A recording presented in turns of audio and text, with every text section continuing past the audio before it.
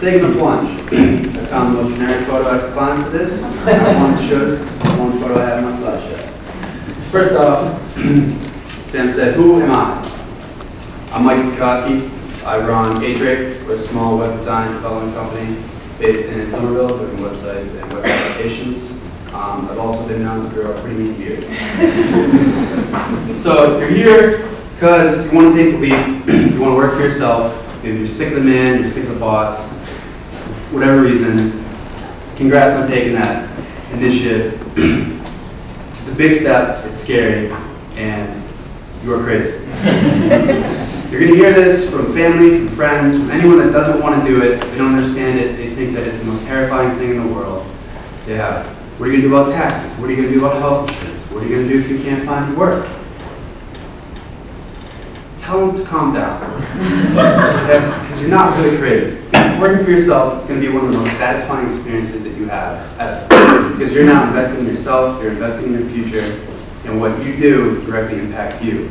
And whether you stay as a one-person company for 2 years, 5 years, 10 years, you grow it into a 20-person company, do it for 6 months, and then go find full-time work because it's not for you, doesn't matter. So why do people want to go on their own? Most people think it's because you get to wear pajamas all day. Some think it's because you get to sleep until whenever. There's no more 9 a.m. meetings, 8 a.m. meetings, or 8:30 talks where you're going to go to 1 o'clock. Others think that you don't have to live by any sort of rules. You're a wild man, you're a rebel. These are pretty much myths. So you're still going to have to do a lot of this stuff. But maybe you can still wear pajamas every now and then. Yes. So currently you're in whatever position you are at work, and you're responsible for those roles. When you come out and you start working for yourself, you now have 5, 6, 10 roles. You're owner, accountant, marketing, sales, production. If you have your own office, you're going to be a custodian because you have to clean your own office because you're not going to pay someone because that's another expense that you can't pay. So when it comes to this stuff, organization is key. You have to get all your finances in order. You have to break down your week, your schedule. Waste of time eventually equals waste of money. And then because you're working for yourself, that's directly going to reflect your pocket. How the hell are you going to do this? We're going to break you up into a 6-month plan, give or take. You might be able to do it in 3 months. 6 months tends to make, excuse me, 6 months tends to make a lot more sense. Don't go into your office today and be like, hey boss, I hate you, I quit because I went to a talk today on the door. And if you do that, don't tell him I told you that. Okay. So 6 months out, you decided to make the leap. We're going to go through some of the steps. You're going to want to review this every month to see where you are. You may be able to do it in 4 months, you may need 8 or 9 months to do it. Each person is different, each situation is different. It's much easier for me to go on my own. I'm single, I rent an apartment, I don't have any dependents. If I have to eat beans and pasta for 2 months, I can do that. If you have mortgage or children, or you like eating good food all the time, you may not be able to do that. No, I haven't had to go a whole month eating beans and pasta yet. Before you go, figure out what the hell am I going to do? Are you going to do a creative service? Are you building an app? Are you building a business that's going to cost a lot to run with lots of expenses? If you're going to be a creative, try not to be a one-stop shop. Don't try to be the person that does photography, branding, web design, print design, building porches, whatever. Figure out one thing that really makes you happy. Focus on that. Become an expert in that and market yourself to that. That's because that makes you happy, you're going to enjoy your job, and as you become an expert, you'll be able to charge more and make more. Not to say you shouldn't learn the basics of the other stuff, because that will make you more pleasant to work with. But focus on one thing. Don't try and be a Walmart of design. Write a business plan. Ooh, a scary business plan. Doesn't have to be a 10-page document. You can scribble it in a notebook. It doesn't matter. Write down what you want from your business from 6 months in, 12 months in, 18 months in. And that's basically, what do I want to do? How am I going to do it? How can I get better? And then when you review your plan in 6 months, look back and see, have I met these goals? If not, why not? Reiterate upon them, figure out what's going wrong, and fix it. So now, it's time to start saving. So when you work for yourself, you don't have that weekly check coming in, you need money in the bank, you need it's recommended you get 3 months minimum. 3 months is helpful because if you don't have work for 2 weeks or a month, you don't have to start freaking out and you don't start looking for a full-time job. You'll have enough in the bank for what I call survival income. Survival income should be just about current income plus 20%. 20% is to cover self-employment tax. Self-employment tax, I believe right now is around 13%, which varies every year. So it's better to glean and have too much money in the bank than not enough. So that's going to be a lot of cash. So you're looking anywhere between like 10 to 20 grand in the bank just for your survival, depending upon what you do, what your lifestyle is, and how you want to live. So how are you going to save that money? You're going to have to make some changes in your life. You're going to have to cut out some of your extra costs. And then this may include some beer and some of those morning markets.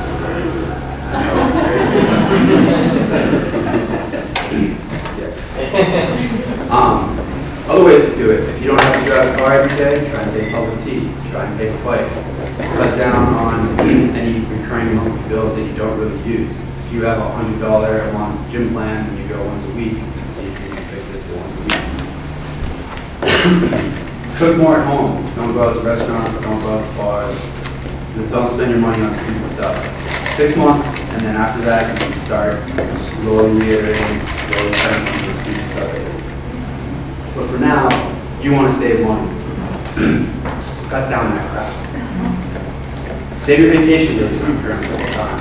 A lot of companies, they'll pay you out on those days. So there's a potential that when you leave, you can get an extra 2 weeks of pay because of unused vacation days, which is a nice chunk of change to put in the bank along with the other stuff. You can also you can start working now. So there's no reason, for the most part, that as long as you're still full-time, it doesn't interact or conflict with any contracts you have if you're in business, that you can't start freelancing or doing your stuff on the side now. When I went on my own, prior to that, I had been freelancing for maybe 3 years. It would be anywhere from 5 to 20 hours a week, and all that money would just get banked. You can also pick up a part-time job somewhere. Be careful with this that you don't do too many hours here because you don't want this to conflict with your full-time job or with you saving money with your freelance work. When I was going, I did 1 night a week as a doorman in a local bar. It was like $100 a week. It was easy money, and that just all went right into a bank account. This is also helpful if when you go full-time, you're still a little worried about income. You can keep this job for a few months. And don't let it interfere with you working for yourself. Don't let it interfere with working hours. You can get something as a barback, coffee shop, doorman, newspaper, deliver, whatever else you can find. You know, if it gives you that extra comfort with your financial stability, do it. Next, you want to set up a new savings account. You're probably going to want to do it with a different bank. And there's a reason for that, and I will describe it in a minute. So I suggest you set up 3 savings accounts. One is for your survival income, that's for 3 months plus your 20%. One is for your taxes that you're going to have to pay when you work for yourself. And then the other one is your business savings. And the reason I break these up is that if you put them all into one single savings account, your money can get visually combined very easily.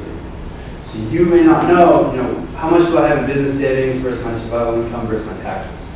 You could, in theory, you could have 20 grand in survival income, you could have 15 grand in taxes, and you could have 10 grand in business savings, and then maybe 3 grand in checking. If you have all that in the same bank, and you visually add it up, and maybe your bank adds it up, you're looking at 50 grand. And you're like, oh my God, I got 50 grand. I'm gonna go buy a new car, a TV, a couch, maybe a down payment on a house. But in reality, you really only have 3 grand in your checking account. You're not supposed to be spending this money unless it's for your survival, for your taxes, or to put it back into your business. Get at least 2 credit cards. I know, I'm trying to save money. Why the hell would I want to get credit cards? It doesn't make sense, money. First one is what I call emergency card. Right? This is if you're working for yourself, shit hits the fan, you break an arm, kid gets sick, a new TV is on sale.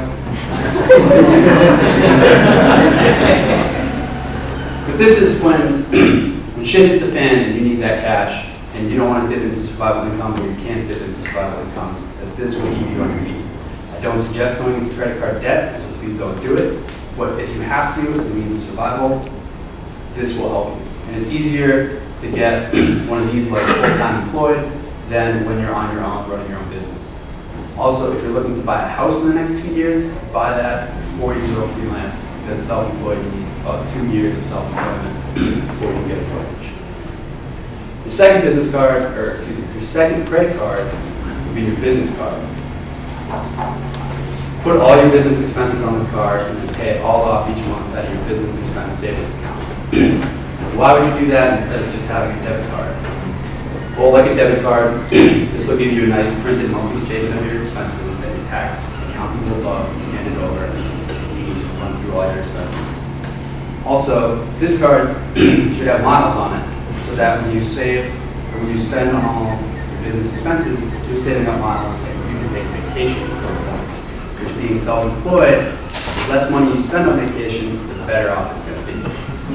Vacation is a whole different subject. Alright, so you've got your savings set up, you've got a credit card, you know what you're going to do. Now you got to figure out, where am I going to work? What's my work environment going to be? How am I going to get the most stuff done? How am I going to be efficient? How am I going to be happy? A lot of people think of home, because you get to work from home. How great is that? You get to wear pajamas all day. I really like pajamas. I did this for about 5 months, and right around 3-4 months, I noticed I wouldn't go outside all the time. I wouldn't talk to anyone until my roommates came home. I didn't really have a morning routine set up. So I was going through days without human interaction. It may or not include showering. So it wasn't conducive for me. If you do it, try not to set up your office in the same room as your bed. Try and get separate your apartment at the door. And then make work hours. When that door is open from 9 to 6 or whatever your hours are, you're in there working. At the end of the day, when you shut that door, you're done working for the day. You can also try coffee shops. I don't get shit done when I'm in a coffee shop, so I don't work, but I know that they're pretty conducive to some other people. And then another one is you can go find an office. Boston, there are a lot of co-working spaces, a lot of people renting out together. You can even combine an office and a home. You can work one day at a co-working place. If you know someone else that has a home office in the room for another person, maybe Tuesday you go there, Thursday they come to you. So you're getting some of that human interaction. I was lucky enough that I found a place called Fringe. So Fringe is a 4,400 square foot warehouse in Somerville, Mass, in Union Square that houses 15 small businesses, all with a creative footprint. We all do different industries. Benefit of working with different industries is you not only see how other people run their small businesses, but it's also potential clients and networking. So whenever anyone brings in a client, they introduce them to everybody else, and then it's potential for me not only to meet someone, but a new client, it could be new work, or it could just be a new connection, and I can refer them to someone else I know within my network. If you're looking for a place like this, Headquarters Boston is opening up soon. I believe right around the corner. Nice. Go to headquartersboston.com for more information. These guys are friends of Fringe. They're really great guys that run this place. So if you're looking for a really awesome setup, check this out. Right. One of the more nerve-wracking subjects of working for yourself health insurance. So we kind of lucked out in Massachusetts that it's required, so we've got this nice little website, mahealthconnector.org. You can go in, you can plug in age, what kind of plan you want, all that stuff, and they'll give you 4 to 12 different plans that you can pick from. And there are other insurance places you can go to as well. This is what I went through. Haven't had a problem yet. It's been pretty good so far. You can also, if you have a spouse and they have insurance at a full-time job, you can probably attach to theirs. And if they're cool enough to let you work for yourself, they'll probably let you get in on their health insurance. And then also, recently, if you're under 26 and you still live at home with your parents and you work for yourself, congrats. On their health insurance, if you want, if you need to. It's up to you. Outside of Massachusetts, I have absolutely no idea, so I'm sorry I can't comment on that. Taxes. This is the second most nerve-wracking thing. People are always like, Mike, what do you do about health insurance? What do you do about taxes? And they're like, Mike, what do you do about taxes? I have an accountant. I am not an accountant. I have one. I send him all my paperwork. He does his magic numbers, sends them back to me, and I just write the checks. So, get yourself an accountant. Don't necessarily flip through the yellow book and just pick the first one you find. Talk to other people that have similar businesses as you. See who they recommend, see who they work with. Try and get someone that works in the same industry or has experience in the same industry as you. You're going to be talking with this person a lot. So make sure that you and him or her can get along. You know, sometimes it just doesn't happen in working relationships. And so search around, find someone that you really like. They will also be able to tell you if you should set up a sole proprietorship, an LLC, an S corp, and more than likely they'll have a connection with a lawyer who can go through all that paperwork and stuff with you. Next one is take 30% every check that you get and put it into that tax savings account. So every single check that you get, put 30% away. It sucks doing that, but you're going to appreciate it when it comes time for March or April. So 30%, that for the most part should cover your taxes, and then it should cover a little bit extra. And so when you're doing your taxes with your accountant, ask him about a SEP IRA. SEP IRA, Simplified Employee Pension, is a way for small business and self-employed people to save for retirement. And so percentage of the money that you put in is then tax deductible from your income. Talk to your accountant about the actual percentages because I don't know it and I don't want to lie to you. So after you pay your taxes, you'll have some money left over. So say I had 20 grand in the bank, I owed $15,400 in taxes, so I've got $4,600 left over. Put that extra $4 grand into your SEP, and then the extra $600, use that for your vacation money along with your miles. So this way, that vacation's not necessarily coming out of your pockets. You can pretend that you're getting a tax refund. Nice, right? You can pretend that you're getting a tax refund, and then you can go on some luxurious vacation with your credit card miles and whatever money you have left over. This is important for self-employed people because you're saving for your future. You don't have an employee to match 401k. If you don't do it, no one else is going to do it, and it's going to bite you in the ass when you get older. The sooner you can start saving this stuff now, the better off you are. So all the stuff that I've mentioned, start doing it 6 months out. Start looking for an accountant, set up this SEP, get all your finances in order. My recommendation is that you don't quit and start your first day on January 1st. Start somewhere in the second or third quarter. That way you have a little bit of income. You've already paid some taxes from the first half of the year. It'll make that first tax season a little more manageable because you'll only be writing a tax check for maybe 8 or 12 grand instead of 20 or 30. So the day has come. You're going to give it 2 weeks. You're going to walk in there and you're going to tell your boss to shut up. Don't do that. Okay? Whether you hate your boss or not, don't do that. And there's a reason. Your boss is a potential income source.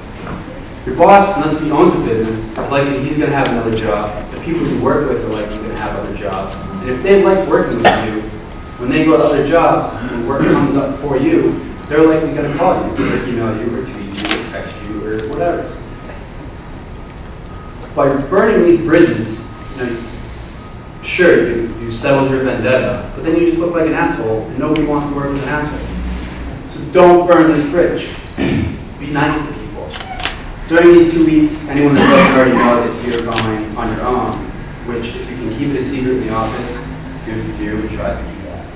But anybody else, during these 2 weeks, tell them all that you're going freelance, or you're going to start your own business. This is what you're doing. Start promoting yourself now. Start promoting yourself actually earlier than that, but make sure to make it public now.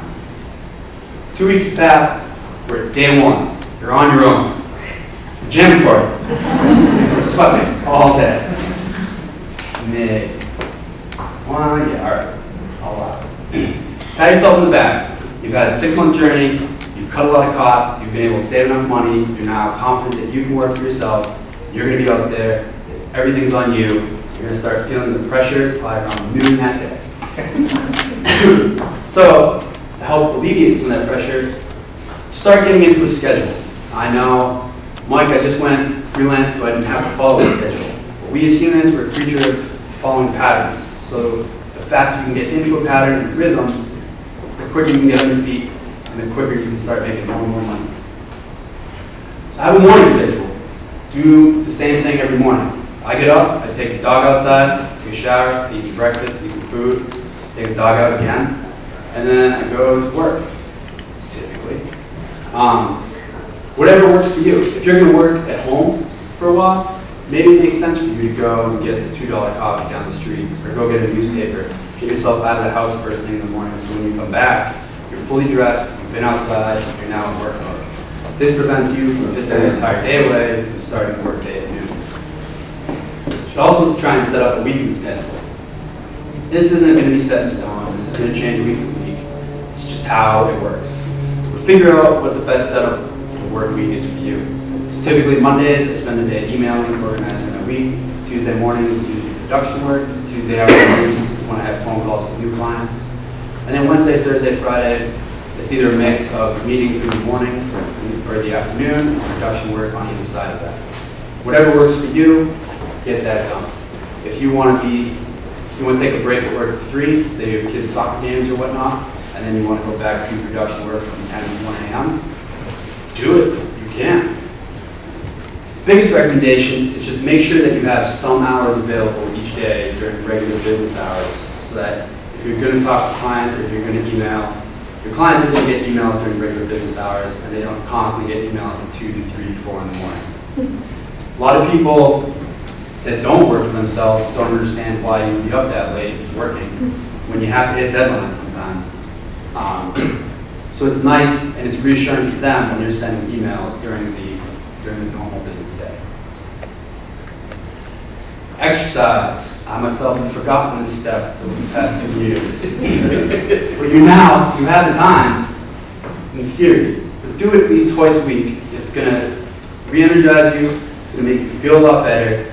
During the day, gyms, parks, they're going to be pretty empty because everyone else is slugging away for the man, and you've got this little bit of freedom that you can do. Make sure you don't have to go to the gym and squat 300 pounds for 2 hours. You can go for a bike ride for a half hour, you can go for a walk, you can play tennis, basketball, whatever. Just make sure you get out and do stuff at least twice a week. Try, if possible, to take a day off every week. I know that sounds crazy, because it's like if I take a day off, I'm not working, I'm not making money. You can only work so many days in a row before you burn yourself out, and then all your work is going to be either garbage, late, or it's just not going to be fun anymore. Take a day off, don't check any of your email, don't check any of your tweets. If you work on a computer all week, stay away from the computer. Take this time to re-energize. Think about what you're doing it for, and take advantage of that. So then clients. Third most asked question, Mike, where do you get your clients? How do I find these mysterious people? Tell you the truth, most of it's networking. It's coming to events like this, it's talking at events like this. In the design community in Boston, we have tons of events like this. There's Refresh Boston, there's Build Guild up in Salem, there's Drinks with Fringe, first Tuesday every month at Atwood's Tavern, Canton Street, a little close by. If you're a developer, there's EE meetups, PHP meetups, jQuery meetups, WordPress meetups. Go to these things and meet people. Personal references are going to get you a lot farther than spending the money on marketing ads or cold calling, emailing people. When you get a personal reference from someone, it means a lot more. And we as humans, we take that into more consideration than just reading it off a piece of paper. So network, network, network. If you're not on Twitter, get on Twitter. So I'm going to actually challenge all of you today to something. So the chances of everyone in here knowing everyone is very slim. So I want each of you after this talk to meet 2 people that you don't know, get their business cards, and then next week set up and get coffee with each other. Just to start networking, start getting into the motion of doing that. I try and get coffee with someone I don't know at least once a week. Typically turns out it's like once every 2 weeks. Even if it doesn't lead to work, it's now a connection I made. They know I, and I know them. If they're in a different field, I can refer people to them. If they're in the same field as me, maybe they're a quote-unquote direct competitor who I can bring in onto the project. If I have an overload of work, I can give it to them. If they have an overload of work, they can give it to me. If it's someone higher or lower than me, I can refer work as said to them. So it's really, your competitors aren't necessarily bad people. They can be your friends and get a beer or coffee with them. The other thing is, be nice. Nobody wants to work with an asshole. I said that earlier. I'm going to reiterate it again. If somebody's looking for a website and they tell me their budget's super low and that this is the only money they have, I'm not going to do the website just because I can't afford to live that way and do it. But there may be a student who can do it. There may be someone who's trying to save up some money on the freelance side that can do it. So I can refer them. And I'm going to refer them to the nice people before I refer them to the people that are pains in the ass to work with. So overall, meet people, be nice. That's how I've done almost all my work. After it all, remember to reflect, why am I doing this? What's the point of doing it? Think about all this work that you're going to put into it, and then remember that you're investing in yourself. But make sure that you spend time with family and friends. So working for yourself, you can easily start working 18-hour days. You can stop talking with everyone unless it's on a computer. Don't do that. Try and get out and meet people, say hi to friends. Don't always work. So I made this quote, it's not mine, I wish it was. But it's work to live, don't live to work. You've taken this jump, you've taken this freedom, don't let it consume your life, enjoy life. Take this as an opportunity to make your life that much better. And so with that, thank you very much for your time.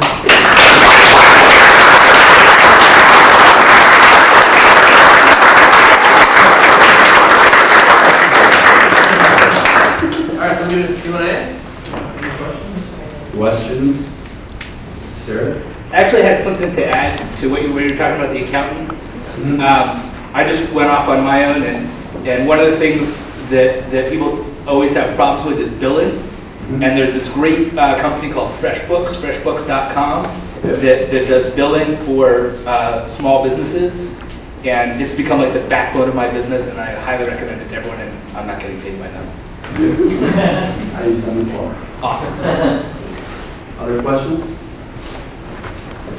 When you talk about sort of setting up your daily schedule, your weekly schedule, whatever, what I find swamps me on a very regular basis is sort of other life stuff. Grocery shopping, or the eye appointment, or whatever it is. And all of those are things that have to happen. And I guess I'm wondering if you found any sort of save yourself maybe one afternoon a week I dedicate myself to doing my laundry and going through this or something. I mean, kind of how I think you found helpful to sort of get that out of always my base mode versus just containing yourself. So the question is, how do I figure out other life activities along with my working activities, such as food shopping, laundry, and right, which I don't consider vacation or a day off. So that's a problem for us because we can't take time out of the day to go to the dentist and then still expect only to work to 5. So with some things I don't want to do but I have to do, I try and schedule those as early in the morning as possible. So like 8, 9 a.m. So I go do those and then I come back and then I can work. And then maybe I'll do some work later that night, or maybe I'll do work on a Saturday or Sunday while I'm watching TV on the laptop. Food shopping, So I'm pretty bad at food shopping for the most part. But I think if you set up so you know whatever day like coupons and stuff, you know whatever day sales are. Like the day after that, set up 1 o'clock in the afternoon, 2 o'clock. Or if you leave the office at 6, set up it at maybe 4 or 5. Go do your food shopping, go home, do your stuff, and then maybe that night you do an extra hour of emailing or whatnot, or the next morning or the next day you put an extra hour, or you tag it on to the weekend.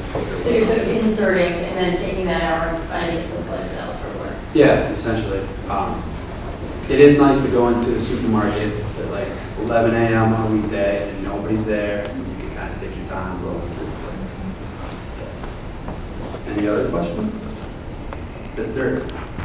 What are the best gems or resources or whatever that helps you stay like the most productive when working in your work environment? So the question is, what are the best apps or gems that keep me productive? I listen to a lot of crappy music. I listen to a lot of dubstep. Yeah. Don't tell anybody. Really, I mean, the biggest thing for me is phone calls are probably the biggest interruption. So I've set it up. If you don't have a meeting with me, or if we don't have a phone call scheduled, and you call me, I don't pick up. And then you can email me, and I'll get back to you in email whenever. As far as staying like focused, I tend to be the type of person, I do 20 minutes of work, and then I get up and I walk around for 5 minutes. I come back, I do 15, 20 minutes of work, get up, walk around for a little while. I mean, there are so many different apps, if you will, depending upon what you want to do and how you work. I tend to multitask a lot, which some people hate, but don't have a know-all solution for how you work. Sorry.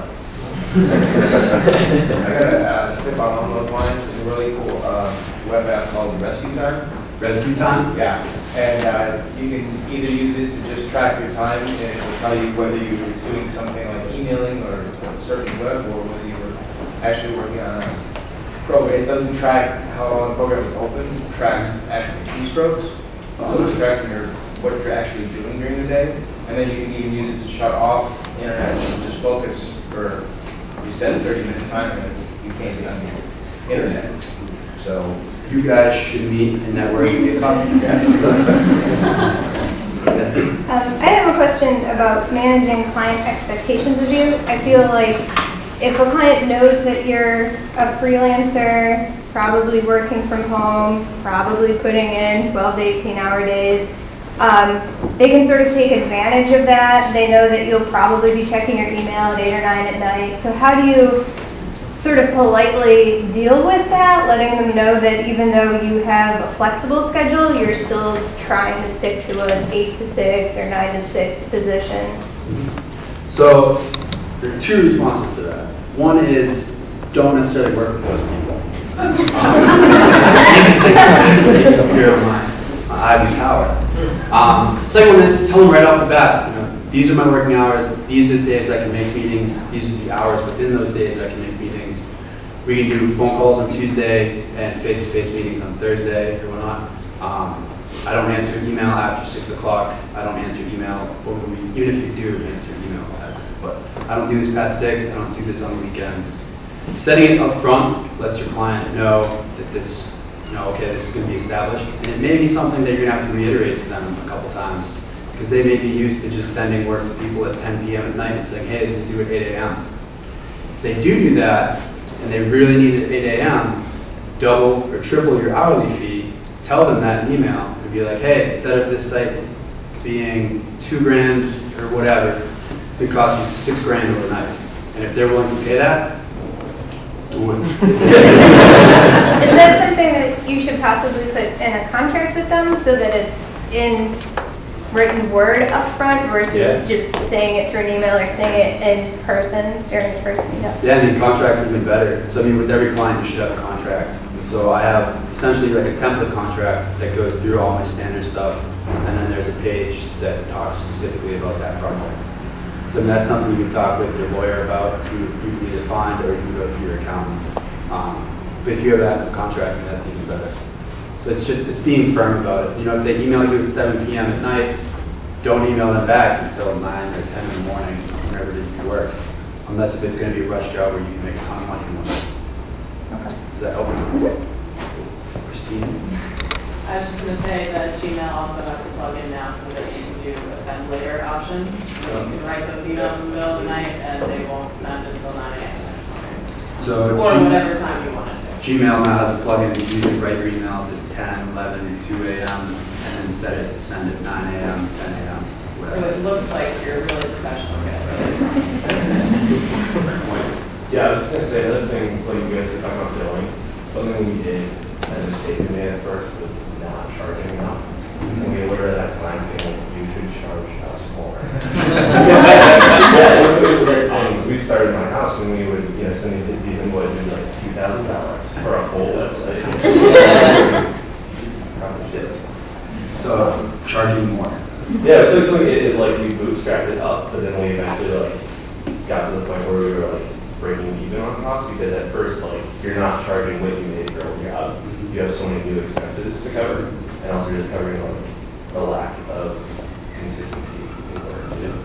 Remember, when you figure out your hourly rate, that's your billing hourly rate. When you first start, the chances of you having 40 to 50 billing hours is going to be pretty slim.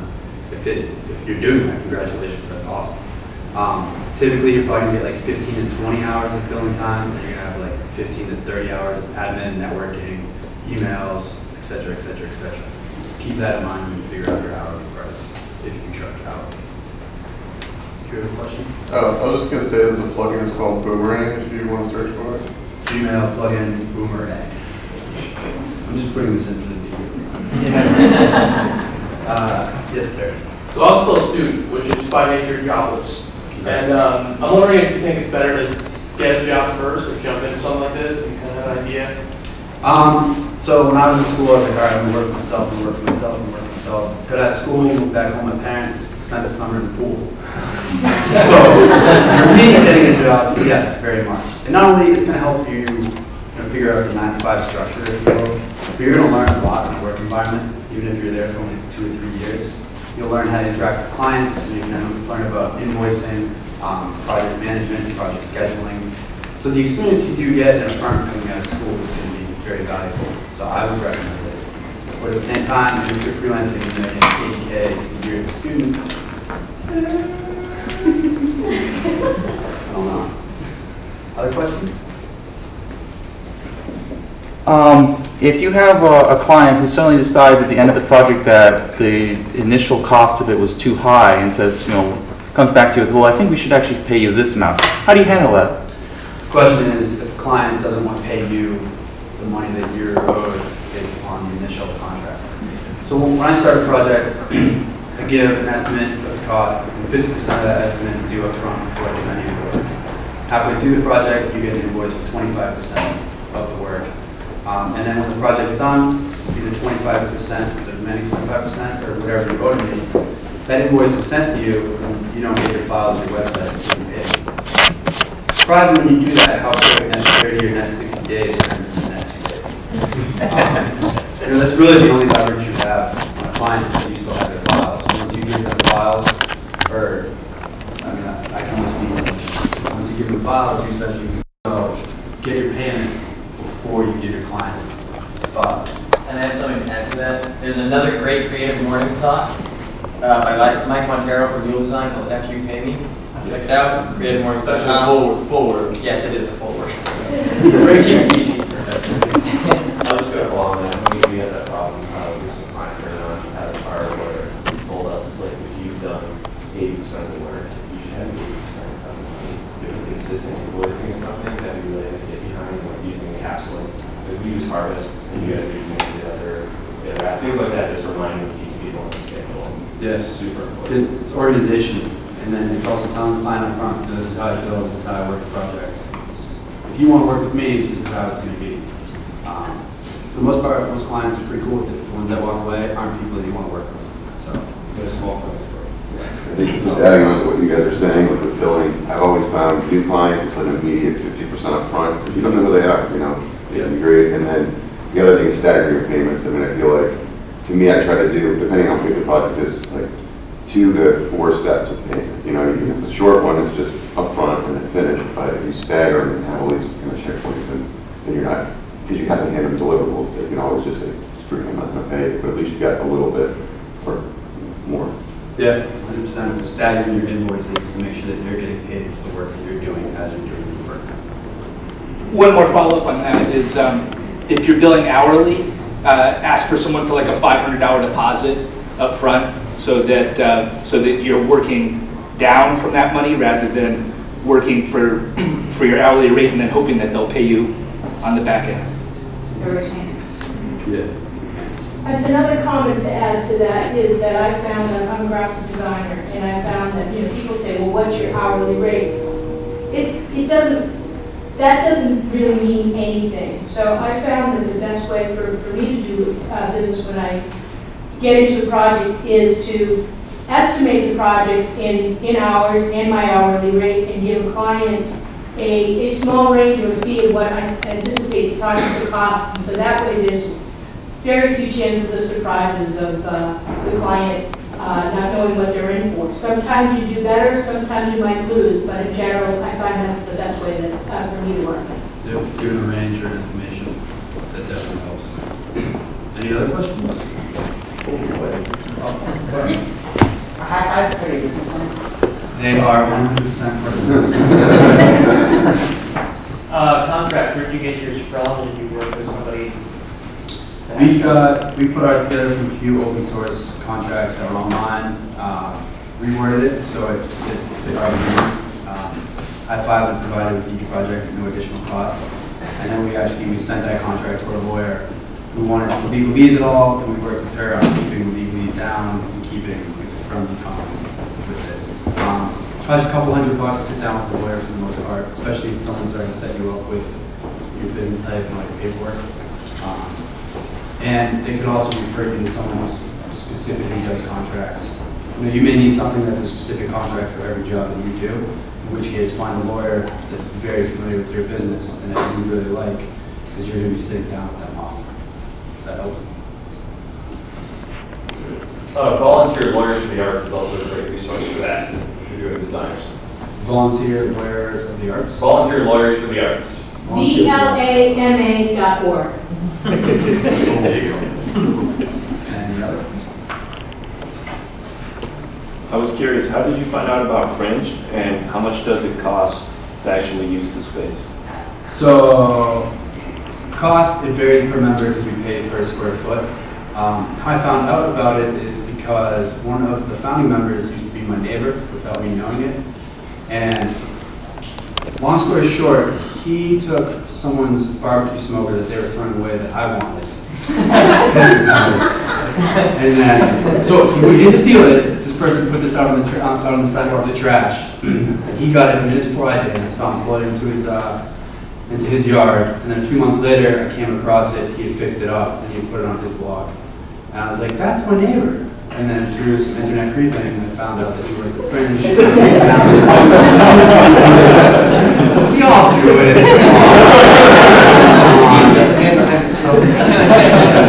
Yeah, so it's kind of an unusual way to find the place.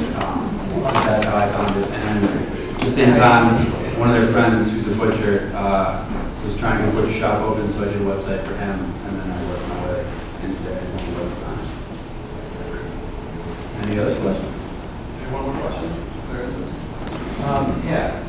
You talked about contracts just a second ago. I mean, we know about sticker shock. Do you have issues with customers just looking at a multi-page contract legally and going, this is an awful lot to go through just for the purpose of getting a small project started, done? So people that are just looking for proposals. Some people just want to stack proposals that they can read through. And that doesn't really make sense for you, especially working for yourself, because your time is your money. So the quicker you can filter through these potential clients, the better off the job. So that definitely helps. Thank you very much, everybody, for your time.